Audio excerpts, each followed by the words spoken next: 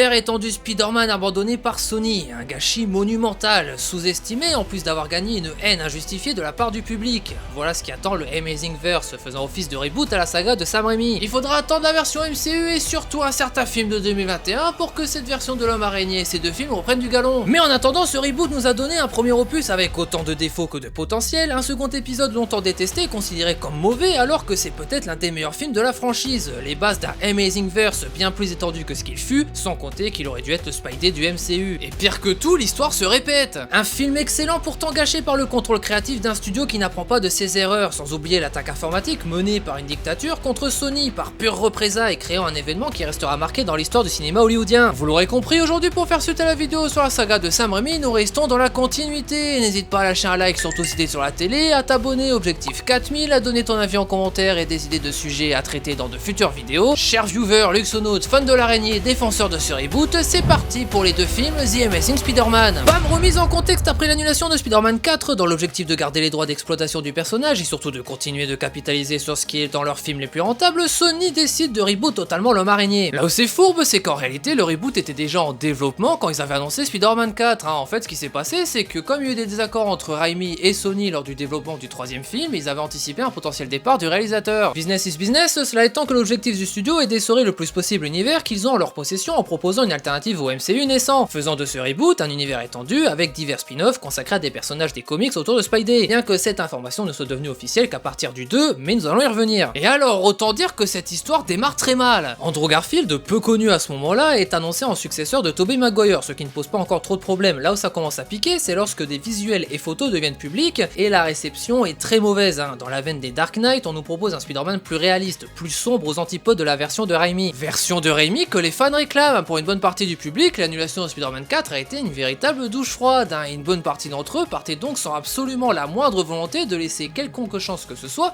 à un reboot qui soit bon ou mauvais. The Amazing Spider-Man sort en 2012 avec un budget de 230 millions de dollars, il en rapportera 758, en dessous de Spider-Man 3 certes, qui en rapportera 891, mais suffisant aux yeux du studio, qui feront pourtant face à des retours critiques très mitigés. C'est peu dire, parce que alors pour autant le destin d'Aero a réussi à regagner en popularité avec le temps, pour le coup lui, Amazing premier du nom, c'est très tranché dans la tête des gens, soit ils adorent, soit ils détestent, il n'y a pas vraiment de juste milieu pour ce film, mais du coup qu'est-ce qu'il en est vraiment? Dès le début on marque une cassure avec les films précédents en commençant par nous présenter les parents de Peter Parker, Richard et Mary, ceux-ci étant totalement absents de la version de Raimi. L'ambiance est plus sombre, les teintes marron, grises, vertes seront celles principalement présentes tout au long du métrage, et la musique...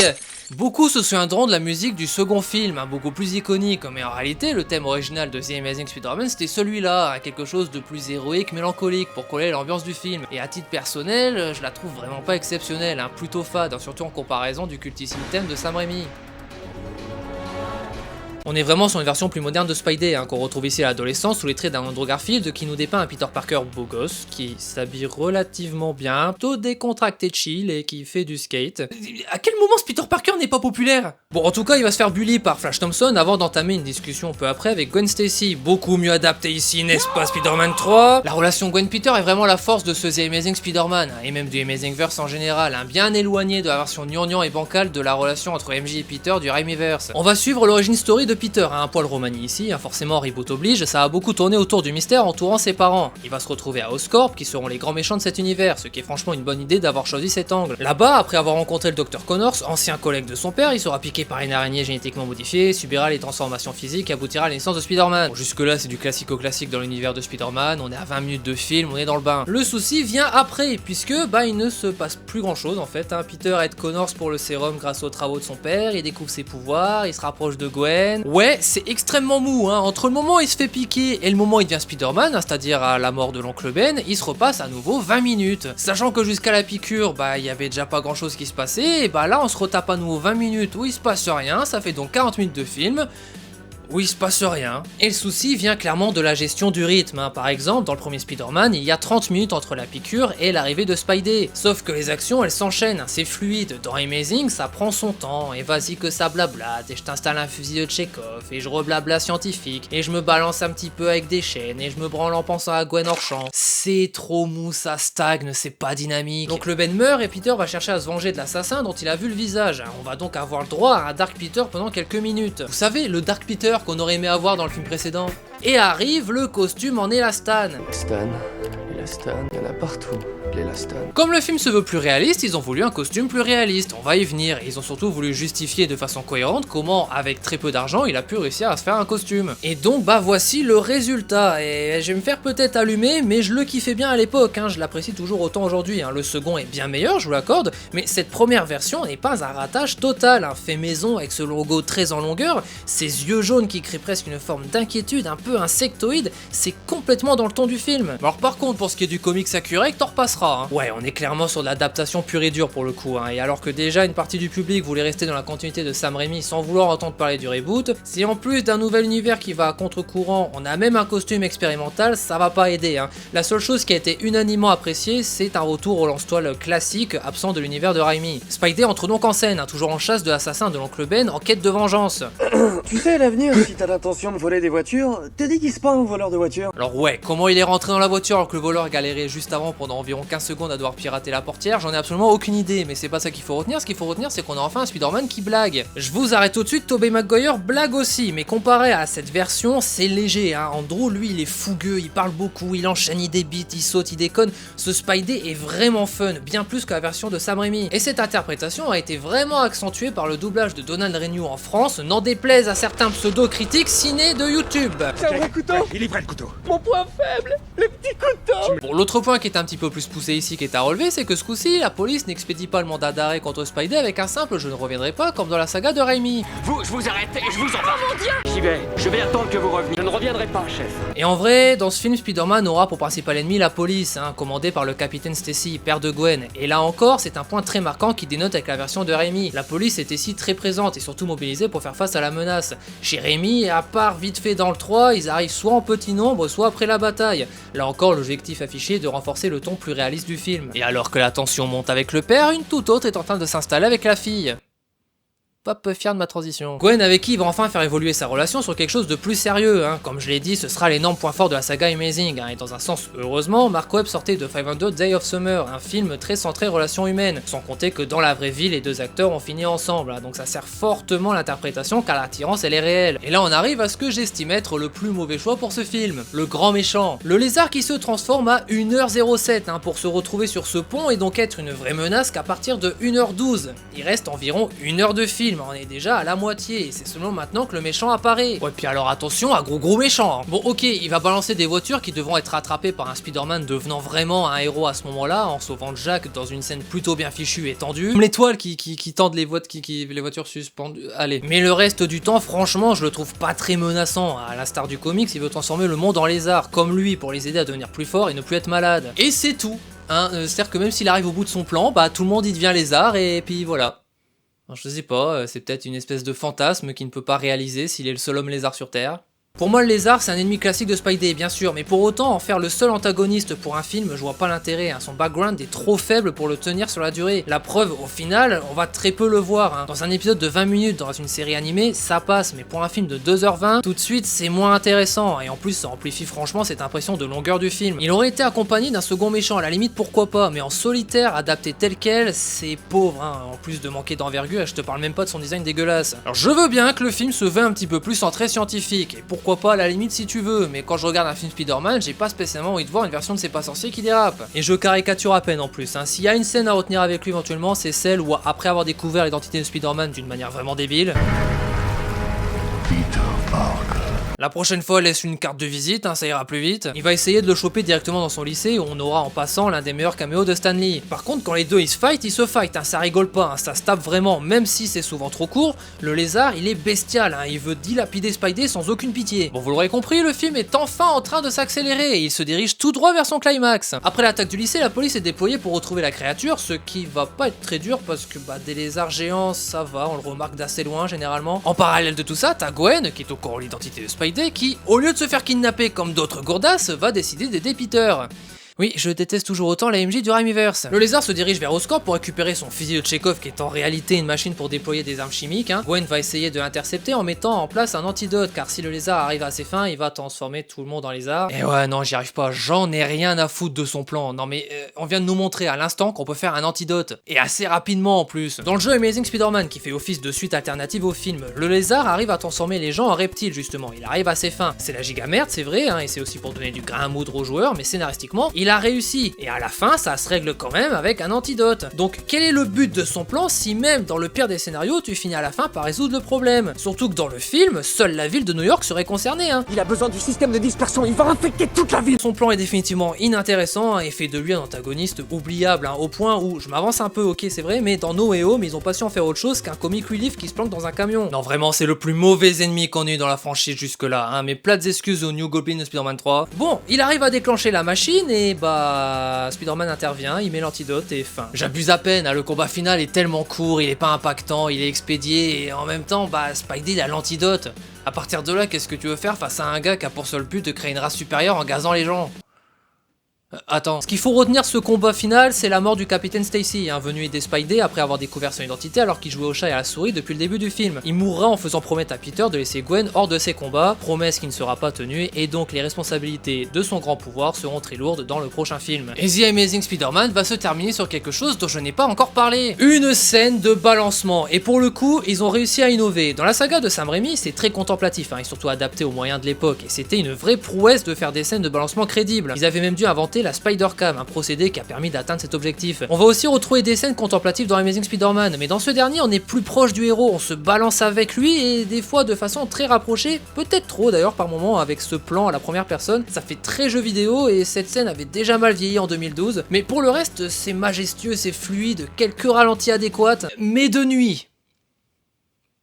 Ouais, à part la POV à la première personne et le combat au lycée, Spider-Man exerce la nuit exclusivement ou dans des environnements très peu éclairés, hein. Ce film est vraiment sombre. Là encore, pour se distinguer de la saga originale, j'imagine, hein, c'est une direction artistique qui, moi, me dérange pas, surtout que Spider-Man exerce aussi pas mal la nuit dans les comics, mais je comprends que cela puisse en faire réagir certains. Et ouais, les retours critiques vont pas être très bons en globalité, hein, et ça va se ressentir sur sa suite, The Amazing Spider-Man, le destin d'un héros. Ce titre est beaucoup trop long. T'as pas kiffé le costume? Bim, on t'en sort un nouveau plus comics, inspiration Ultimate Spider-Man. Les scènes de balancement sont bonnes mais trop timides, on va te sortir les meilleures scènes de balancement de la saga. Et profite parce que c'est le dernier film où t'en auras des cools. Spidey trop de nuit, on va te le foutre en place soleil, tu vas être ébloui mon cochon. Mais Sony... Encore. Le méchant était pas assez intéressant, pas de soucis, tiens, 3 pour le prix d'un. Le MCU a pas eu le temps de foutre Atos Corp dans ses plans 3D dans Avengers, très bien.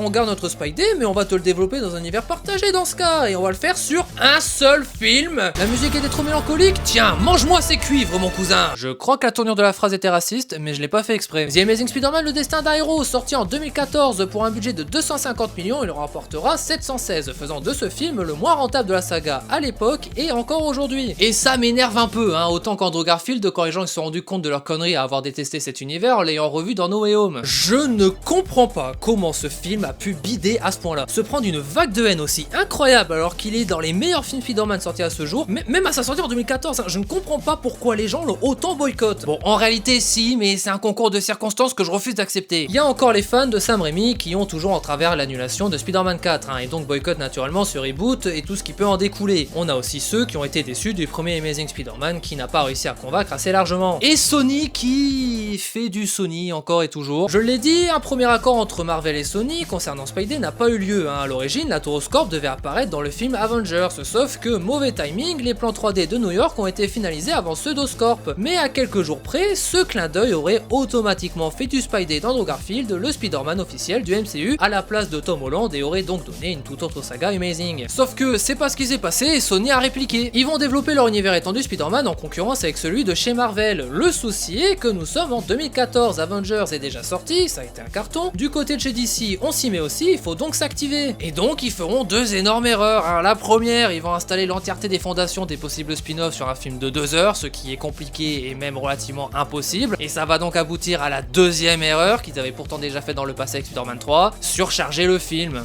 Après la suite du flashback du premier film sur les parents de Peter, qui est une scène qui est bien dynamique, on nous présente un Spidey installé dans un New York plus coloré. Et bordel, mate-moi cette scène de balancement et cette musique, sérieux. Je prends encore une fois de l'avance, hein, mais cette scène de Spidey éclate à elle seule l'entièreté de la trilogie du MCU, je veux rien savoir. Malgré quelques débats sur la légitimité de l'existence d'un justicier masqué, il se rend plutôt utile en arrêtant des criminels tels que le futur Rhino, avant d'enchaîner sur le caméo le plus inutile de Stan Lee, à l'opposé total de celui du précédent volet. Attendez, je voulais chercher. Mais on a surtout la relation Peter-Gwen toujours aussi fusionnelle, bien que l'ombre de la promesse non tenue plane. Et ouais, là on commence déjà à avoir un sérieux problème, hein. Spider-Man 3 était sous caféine, The Amazing Spider-Man 2 lui sous cocaïne. Et ça rime.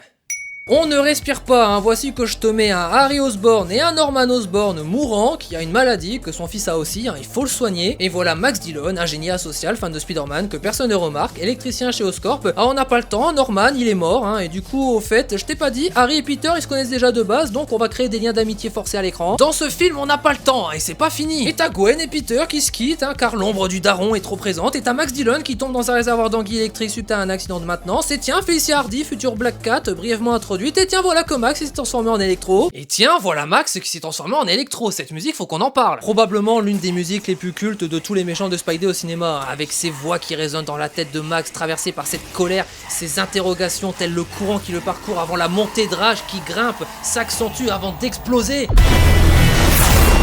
Cette dubstep, musique très populaire à la sortie du film, musique électronique plus qu'adaptée à l'antagoniste, c'est du bonbon pour les oreilles et ça donne de la puissance aux scènes où il apparaît. Coûte que coûte, de façon générale, les musiques de ce film sont excellentes, hein, et elles détruisent largement les musiques du précédent film qui manquaient de profondeur. Et la scène à Times Square, là, avec ce ralenti, le sauvetage de Spidey, comment les gens ils ont pu détester, sérieux? Et bah probablement parce que le bordel reprend en suivant. Les problèmes de thunes de tente, mais le sang contaminé de Spidey que Harry veut récupérer pour se guérir, l'intégration de Ravencroft, hein, l'équivalent de Arkham dans l'univers de Spider-Man si je devais caricaturer, Gwen qui part faire ses études en Angleterre, Peter qui continue l'enquête sur ses parents et découvre que si l'araignée qui l'a piqué l'a fait devenir Spider-Man, c'est parce que les arachnides en question ont été modifiés avec l'ADN de son père. Et donc forcément que le transfert s'est bien passé pour Peter puisque c'était l'ADN de son père. Donc compatible, là où ça va un petit peu moins bien se passer pour Harry un peu après. Et c'est un sacré hasard que personne ne se soit fait piquer par ces araignées avant. Et par-dessus le marché, que ce soit Peter qui recevra la piqûre alors qu'il est atterri dans cet Eldoscorp en ayant suivi un gars qui, par coup de chance, passait par là et avait fait tomber un document qui, par coïncidence, était floqué du symbole des documents de Richard Parker, retrouvé par inadvertance après que, par malheur, une fuite d'eau se soit déclarée dans le sous-sol des Parker. Comme quoi, des fois, la vie fait vraiment bien les choses, hein, à croire que c'est le destin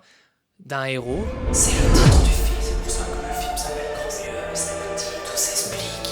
Bon, Peter et Gwen se rabibochent dans une scène très mignonne, écourtée par l'attaque d'Electro qui sera contrée grâce à l'aide de Gwen que Spidey a essayé d'empêcher d'intervenir. Et cette scène est une erreur de script de la part d'Emma Stone qui a été tellement naturelle qu'ils l'ont gardée au montage. Et arrive donc la fameuse scène. Electro est vaincu, Harry, devenu bouffon vert, débarque, voit Gwen et comprend, de son point de vue, que c'est pas Spidey qui n'a pas voulu le soigner, mais Peter. Il se venge en kidnappant Gwen et après un combat dans une horloge indiquant que le temps presse, que sa vie ne tient qu'à un fil... Cette scène, mon dieu, mais quelle réussite! La toile qui forme une main, le ralenti avec de légers retours à la temporalité normale montrant le sort inévitable, ce jeu de regard, le reflet dans les yeux de Spidey, et cet impact. Sans compter la réaction de Peter et le jeu d'acteur d'Andrew Garfield. Comment des gens n'ont pas aimé ce film et comment des gens le détestent encore aujourd'hui? Après 2 heures en non-stop, le film s'arrête brusquement pour laisser place au deuil de Peter qui laisse Spidey quelque temps aux abonnés absents avant un retour nécessaire car les Sinister Six se préparent, hein, Sony perd pas le nord, et se termine sur un combat avec Rhino. Et surtout le générique de fin qui nous annonce donc l'arrivée des Sinister Six qui sont le vrai problème de ce film. Vouloir mettre en place un univers étendu sur un seul film en introduisant tous les éléments ont clairement desservi la qualité du métrage. Développé sur 2 films univers aurait été déjà très rushé mais beaucoup plus aéré. Maintenant, cela étant, avoir autant craché sur ce The Amazing Spider-Man 2, ça reste absurde. Il est objectivement dans les meilleures adaptations et les meilleurs films live déjà à l'époque de l'homme araignée. Certes trop dynamique, ok, mais plutôt bonne adaptation. Mort de Gwen qui rend hommage à l'importance du personnage, de l'action, du bon fight, du développement de Peter Parker, de l'humour, des belles images. Une histoire trop chargée, ok je veux bien l'entendre, mais c'est pas non plus un ratage total. Des scènes de balancement qui sont dans les meilleurs en live action qu'on ait eu jusque là. Des musiques sublimes qui concurrencent les thèmes de la saga originale. Un Spider-Suit qui se tape fort avec celui de Tobey Maguire. Vraiment je peux comprendre certains reproches légitimes faits au film, mais c'est juste abusé, il méritait vraiment pas un tel échec. Là encore c'est Sony qui a tout saboté en mettant des intrigues pour capitaliser, et encore j'ai pas tout mentionné parce que le film a eu pas mal de cuts. À l'instar de Spider-Man 3 qui aurait dû être plus humain avec l'homme sable et en parallèle plus horrifique avec Venom, ce The Amazing Spider-Man 2 aurait presque pu être en 2 parties tellement qu'il y a d'éléments qui ont été retirés du montage final. Et surtout ces scènes coupées, hein, qui ne sont pas des simples rallonges de scènes existantes, hein, on parle vraiment de pans scénaristiques complets qui ont été retirés, hein. Et ben ces cuts, si on les rajoutait, on se retrouverait avec un tout autre film Amazing Spider-Man 2, hein. Techniquement il existe un second film Amazing Spider-Man 2 avec ses cuts. Mary Jane devait être dans le film, hein, interprétée par Shailene Woodley, les scènes elles existent, elles ont été tournées bien que jamais rendues publiques. On peut imaginer qu'elles auraient dû être introduites durant la rupture avec Gwen, elle a été retirée car l'intrigue était déjà lourde et que ça aurait cassé la dynamique Peter-Gwen. Et je pense pense que pour le coup c'est effectivement pas une mauvaise idée, parce que du coup ça laisse Peter complètement tout seul à la fin, et c'est pour la même raison je pense que Webb a retiré aussi le retour de Richard Parker. Il devait revenir trouver Peter sur la tombe de Gwen, et pour le coup cette scène elle est sortie, elle est disponible même sur YouTube si vous voulez la voir, et c'est lui qui devait à la base remotiver Peter à remettre le masque au lieu du discours de Gwen comme on a eu dans la version finale. With great power comes great responsibility. Et on peut même pousser le vice en disant qu'il existe même un troisième film un peu plus centré sur les méchants avec une autre partie de ses cuts. Le bouffon vert un poil plus présent, Venom qui apparaît au loin, la tête de Norman conservée, tant d'éléments qui auraient fait de ce The Amazing Spider-Man 2 plus un préquel au Sinister Six qu'un film Spider-Man réellement. Mark Webb voulait continuer dans la même veine que le premier film, en corrigeant le tir, en prenant en compte les retours critiques. On peut donc dire que techniquement il existe même un quatrième film, celui qui était prévu à l'origine, centré sur la relation Gwen-Peter, développement de l'arc autour de ses parents, Electro en seul méchant, possible introduction des Osborn mais progressive, pas en accéléré comme dans la version finale, et on n'en sait pas beaucoup plus parce qu'au final Sony a mis très rapidement son grain de sel là-dedans, pour développer son Amazing Cinematic Universe. Mark Webb a même failli ne pas revenir, et ça peut se comprendre, il sortait quand même déjà de 2 gros projets, dont le premier Amazing Spider-Man qui n'a pas forcément rencontré le succès souhaité, mais il a quand même au final joué les Yes Man, ce qui donne un film qui au vu de tout le bordel de production est vraiment pas si mal, et malgré des défauts que je lui reconnais, encore une fois, ce film ne méritait pas un box-office et un retour critique aussi négatif. Mais de toute façon, même si le film avait cartonné, arrive la Corée du Nord. Oui, dans notre réalité, Kim Jong-un est officiellement un ennemi de Spider-Man, et ça me fait un petit peu rire. La même année sort The Interview, une comédie avec Seth Rogen et James Franco, ancien New Goblin, comme quoi, qui en gros dénonce le régime de la Corée du Nord en caricaturant bien méchamment Kim Jong-un. C'est un film sympathique et plutôt drôle que je vous recommande. La Corée du Nord, eux, par contre, ça les a pas fait rigoler 2 secondes, même pas l'ombre d'un sourire. Ils ont hacké les boîtes mail de Sony en révélant des projets de films pas encore annoncés, faisant perdre beaucoup d'argent au studio, et en particulier des petites révélations sur la suite pour Amazing Spider-Man, les Sinister Six bien entendu, un film Venom, développement de spin-off féminin, bref rien de bien solide et surtout rien qui a l'air de plaire au grand public, qui découvre aussi en passant les idées pour Amazing Spider-Man 3. Aïe. L'idée principale était d'un retour à un film centré science, comme dans le premier, avec des manipulations génétiques et le retour de personnes décédées, notamment Gwen Stacy, le Capitaine Stacy ou encore Norman Osborn. Reste juste à savoir si ça aurait fini avec des espèces de morts vivants ou peut-être une adaptation de la saga des clones. Cela étant que s'ils avaient vraiment fait ce The Amazing Spider-Man 3 avec les idées qu'ils avaient prévues, et le boycott il aurait été légitime, parce que putain quelle idée de merde ils ont eu. Pire que tout, Andrew Garfield ne s'était pas rendu à un événement officiel qui devait justement officialiser la suite de l'univers Amazing, ce qui aurait pas du tout plu aux dirigeants de Sony, renonçant à l'annonce à ce moment-là. Donc on récap, box-office aux fraises, retour critique catastrophique, un univers étendu qui se développe dans la précipitation, qui va dans tous les sens mais surtout nulle part, un acteur absent au mauvais endroit au mauvais moment, et une attaque de la Corée du Nord qui à ce moment-là fait clairement déborder le vase. Tout ça donne du grain à moudre aux détracteurs de la saga Amazing qui s'en donnent à cœur joie sur les réseaux. On peut pas dire que ce soit une bonne situation. Et ils auront gain de cause grâce à un détail dans la fuite des mails, c'est que Amy Pascal, qui supervise la saga de l'Homme Araignée au cinéma côté Sony, a entamé des discussions très sérieuses avec son homologue côté Disney, en la personne de Kevin Feige. En fait, ce piratage va juste accélérer ce qui était déjà clairement en train de se mettre en place en coulisses, la fin de l'univers Amazing. Les fans y ont vu un espoir auquel ils ne croyaient plus, Spider-Man aux côtés des Avengers. Les 2 studios, voyant que la saga Amazing est en échec et l'engouement autour de cette idée, vont décider de la concrétiser dans la précipitation, mais surtout pour le bonheur des actionnaires, en effaçant tout ce qui concerne Amazing Spider-Man en quelques mois, pour intégrer l'Homme Araignée au forceps à Civil War, alors en plein développement. Attendu comme le Messie, il pètera les scores lors de sa bande-annonce à sa première apparition dans le MCU. Et c'était inévitable, je comprends même pas qu'en 2012 déjà, malgré le fait que la Tauros Corp ne soit pas apparue dans le film Avengers, ils avaient pas conclu un accord pour que ce soit Andrew le Spidey du MCU. Non mais franchement, comment ils ont pu croire qu'ils allaient réussir à garder un héros comme Spider-Man quand à côté t'as un MCU qui est déjà en train de tout péter qui se développe? Et quel gâchis mon dieu, non mais sérieux, et ça va pas l'en s'améliorant, puisque maintenant ça se divise en 3 branches. Tout d'abord les réussites avec les très bons films d'animation Spider-Verse. On enchaîne avec la seconde branche, le recyclage foiré du Spider-Man Cinematic Universe avec Venom et compagnie, dont on parlera dans le futur. Et donc la troisième et dernière branche, le sujet de notre prochaine vidéo, le Spider-Man version MCU. Et alors j'étais hyper hypé, fait chier pour Amazing, parce que j'aimais vraiment bien cette interprétation et cet univers, mais voir Spidey aux côtés de Iron Man et Captain America, ouais non franchement j'étais carrément chaud. Pour autant, avec le recul, je me dis que Sony était toxique pour l'Homme Araignée, mais Disney lui est carrément cancérigène. Mais ce sera la prochaine fois. Pour ça, n'hésite pas à t'abonner et à aussi lâcher le petit like, surtout si t'es sur la télé. Je t'attends en commentaire pour débattre, me donner des idées à traiter dans de futures vidéos ou à tout simplement donner ton avis. Sur ce, je vous dis à la prochaine pour la saga de Tom Holland. Ciao.